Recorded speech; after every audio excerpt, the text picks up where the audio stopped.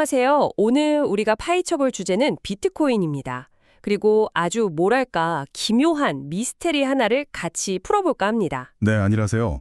최근 비트코인 가격이 한 달 넘게 이뤄진 조정을 끝내고 1억 3,500만 원대를 아주 시원하게 회복했거든요. 맞아요. 다들 깜짝 놀랐죠. 그렇죠. 그런데 이상한 점은 저희가 오늘 분석할 비트코인 금리 인하 기대와 시장 변동성 안정, 이 기사를 뜯어보면요.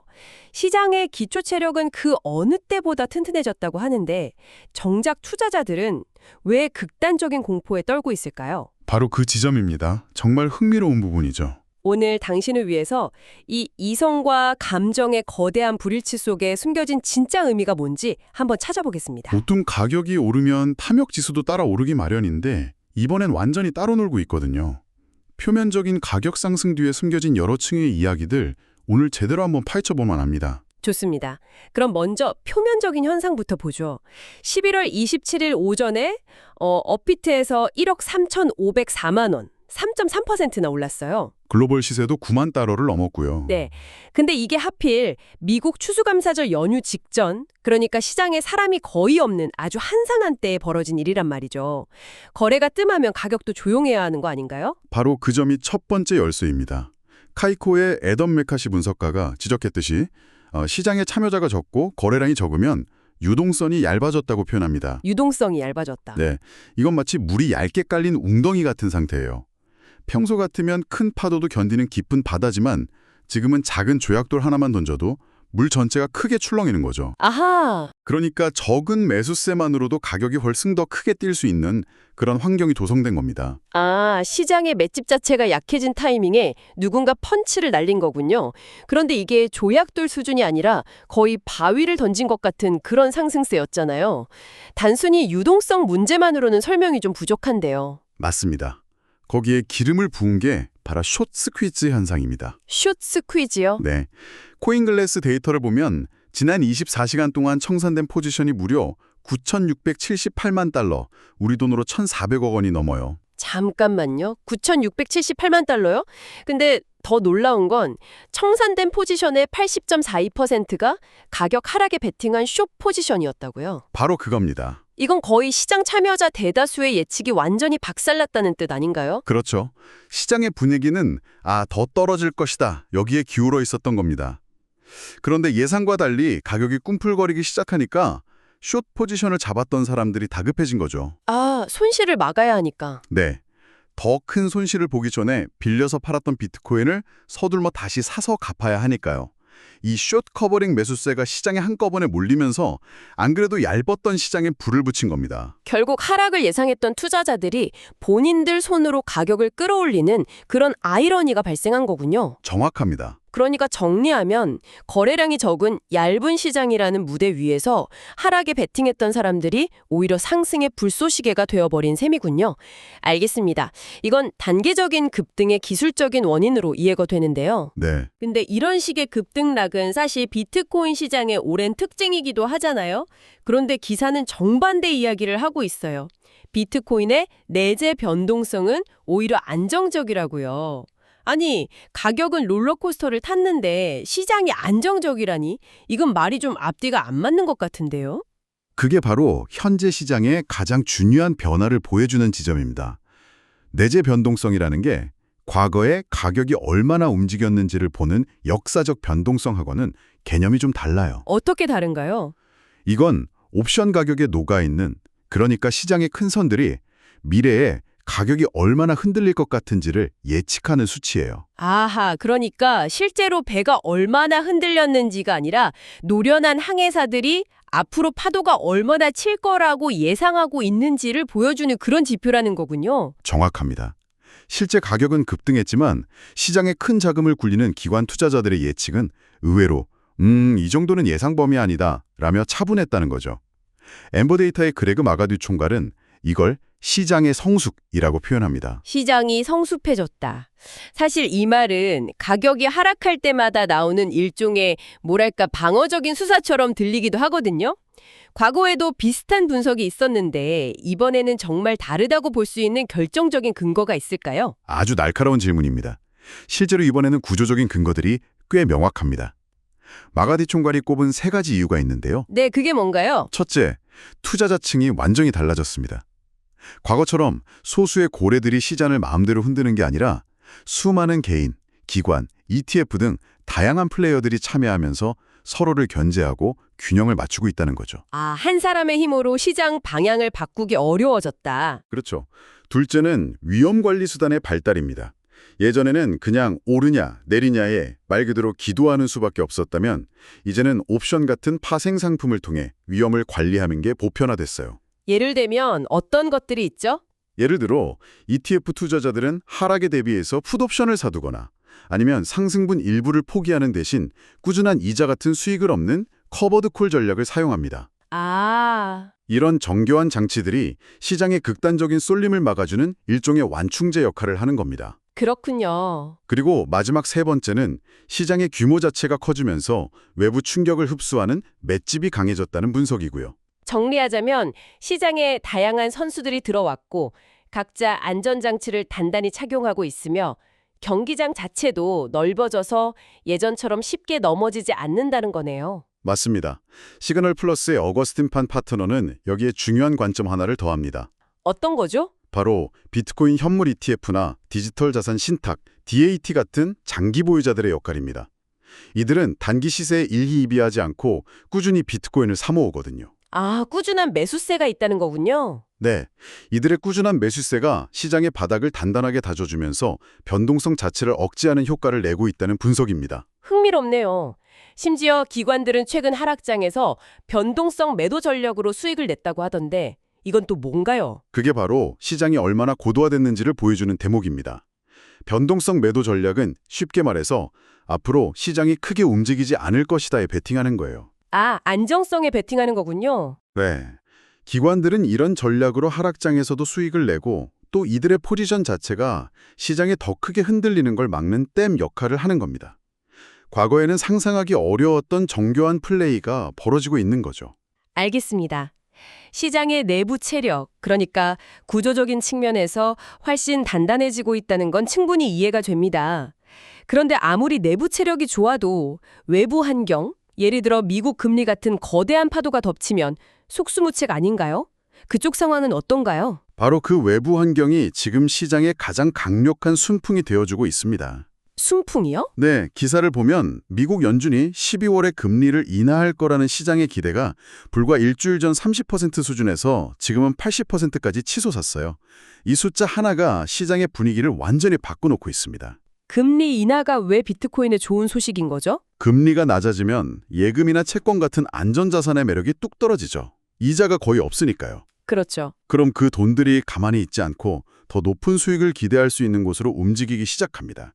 비트코인 같은 위험 자산으로 돈의 물길이 트이는 겁니다. 아하. IG 오스트레일리아의 토니 시카모어 애널리스트는 이 금리 인하 기대감이 최근 시장의 충격을 완화하는 바람막이 역할을 톡톡히 하고 있다고 분석했습니다. 자, 그럼 지금까지의 흐름을 한번 짚어보죠.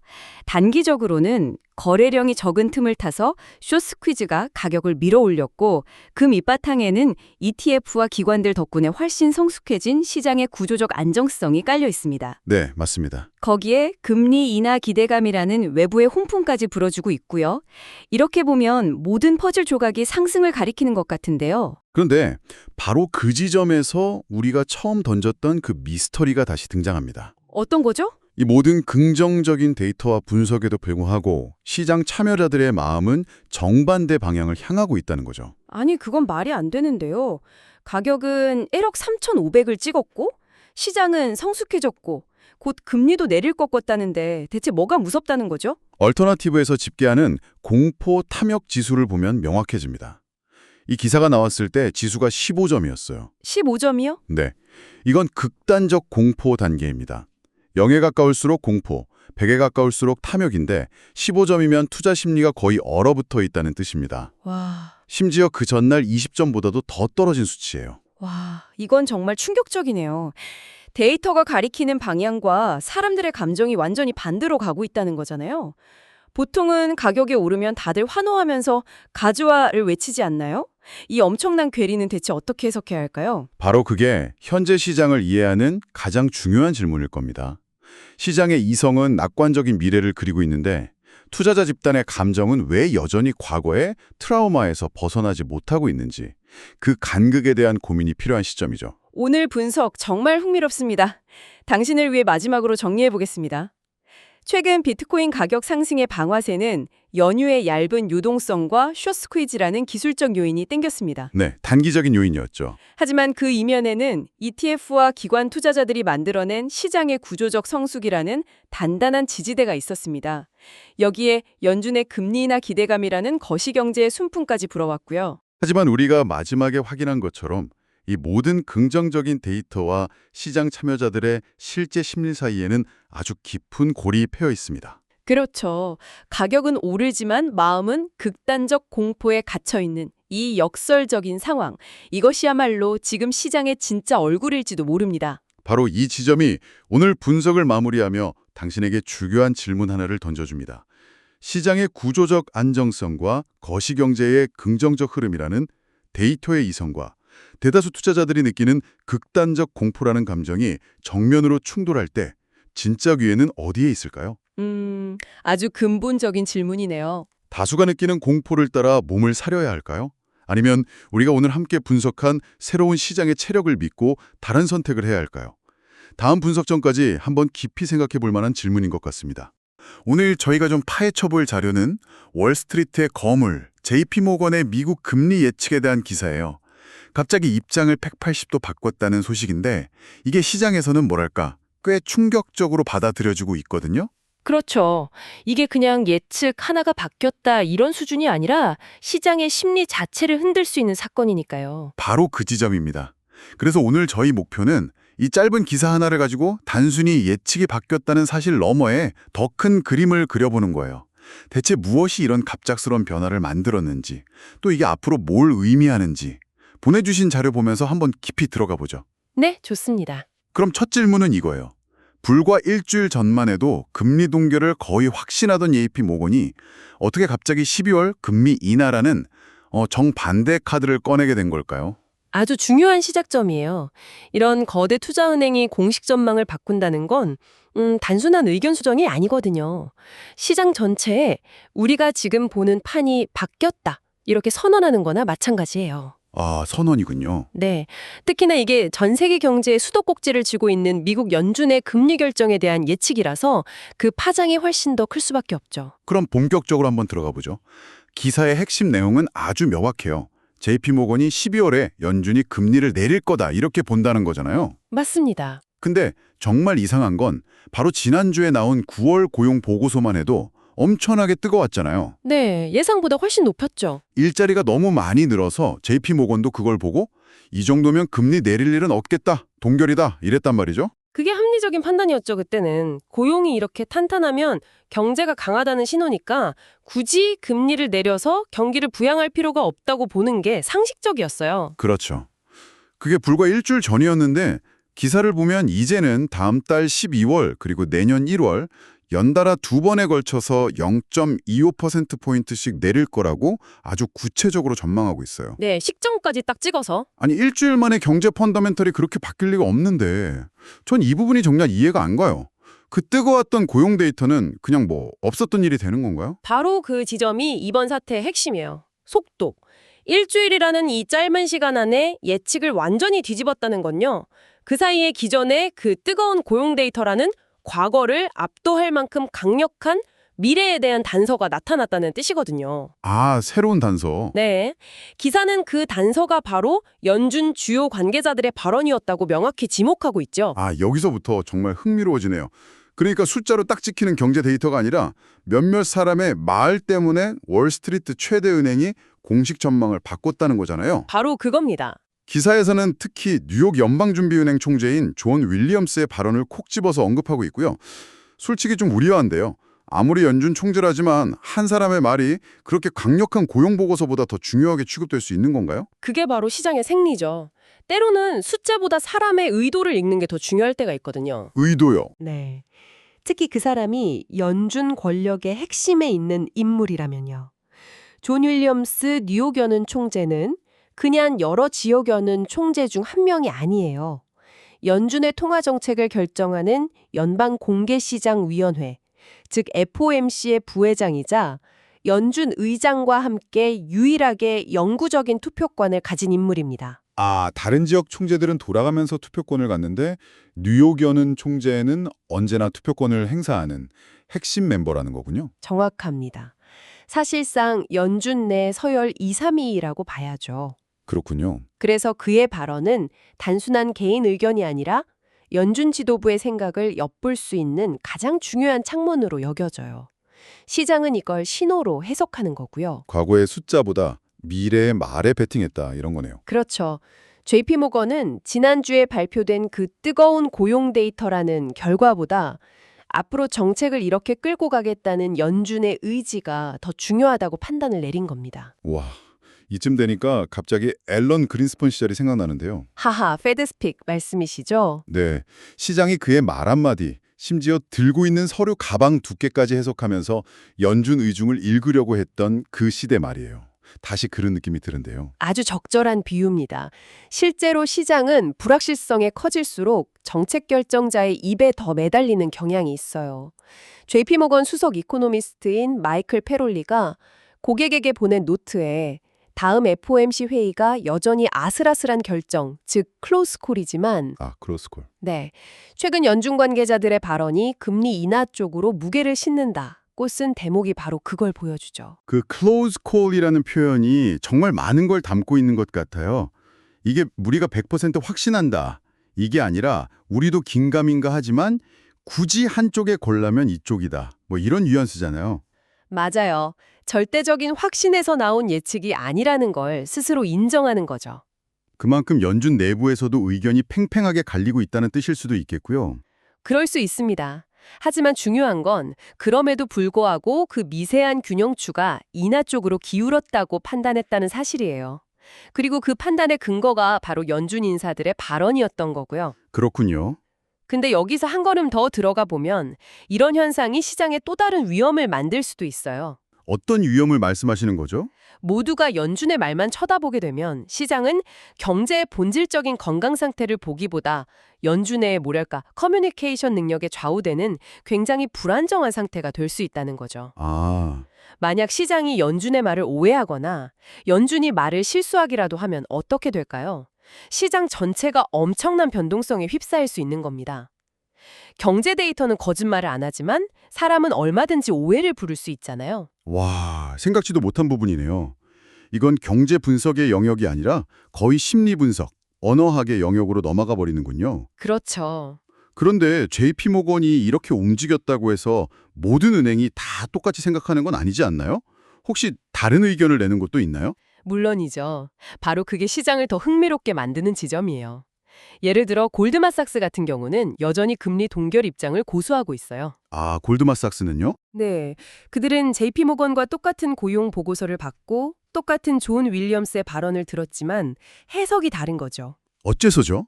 골드만삭스는 왜 다르게 보는 건가요? 골드만삭스의 논리는 이겁니다. 연준 인사들의 발언은 시장의 과도한 긴축 기대를 좀 진정시키기 위한 말의 개입일 뿐이다. 말의 개입, 좌보닝 말씀이시군요. 네, 실제로 정책을 바꿀 의도는 아닐 수 있다. 아직 인플레이션이 완전히 잡히지 않았는데 섣불리 금리를 내렸다가 다시 불길이 살아날 위험을 감수하지 않을 것이다. 이렇게 보는 거죠. 와, 즉, 연준의 말을 전술적 발언으로 해석하는 거예요. 와, 정말 흥미롭네요.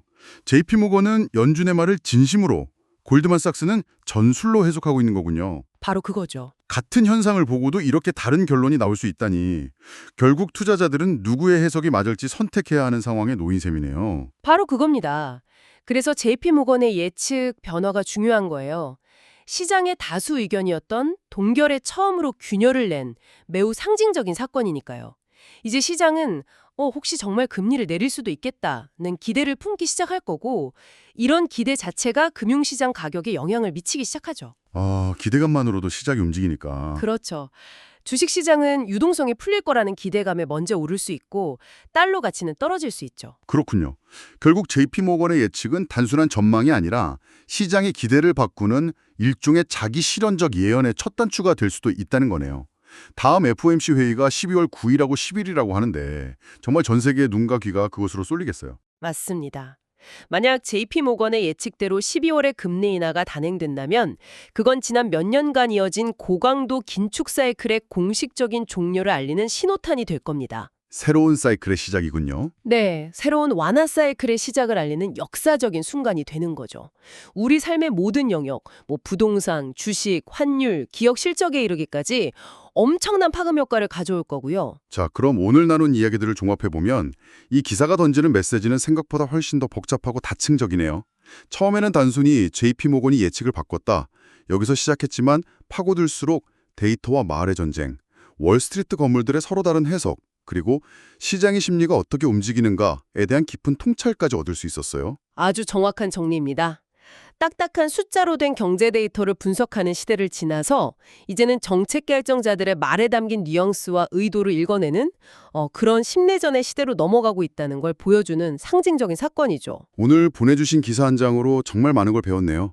JP모건의 입장 변화라는 현상에서 출발해서 그 배경에 있는 연준의 힘, 월스트리트의 해석 경쟁, 그리고 이게 가져올 나비 효과까지 거시경제가 얼마나 생생하게 살아 움직이는 유기체인지 다시 한번 느낄 수 있었어요. 맞아요.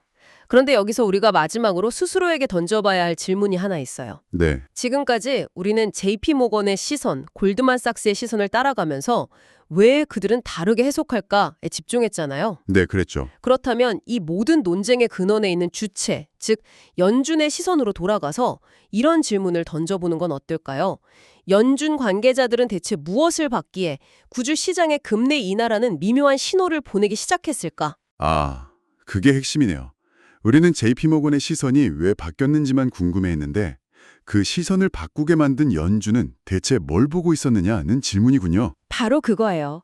지난주에 발표된 고용 보고서는 누가 봐도 강했어요. JP모건조차 처음엔 동결을 외켰을 정도니까요. 그런데 연준의 핵심 인사들은 그 데이터 너머에 있는 아직 수면 위로 드러나지 않은 무언가를 본 거예요. 어쩌면 아직 발표되지 않은 내부 데이터일 수도 있고 금융 시스템에 보이지 않는 균열일 수도 있겠죠. JP모건이나 골드만삭스조차 처음에는 놓쳤던 연준의 정책 방향을 급하게 틀게 만들 만큼 중요한 경제 위험 신호는 과연 무엇이었을까요? 이 질문에 대한 답을 계속 고민해보는 것이 앞으로의 경제 흐름을 한 발 앞서 읽어내는 가장 중요한 열쇠가 될 겁니다.